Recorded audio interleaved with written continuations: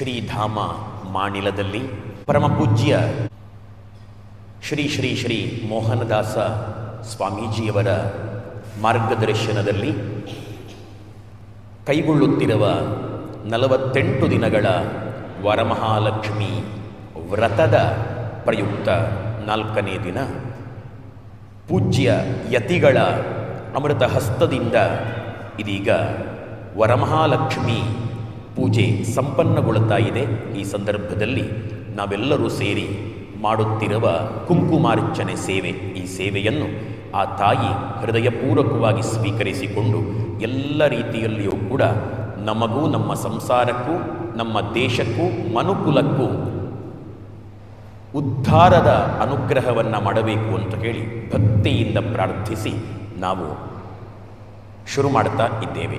Lakshmi Sahasranama ಪುರಸ್ಸರ ಕುಂಕುಮಾರ್ಚನಂ ಕರಿಷ್ಯೇ.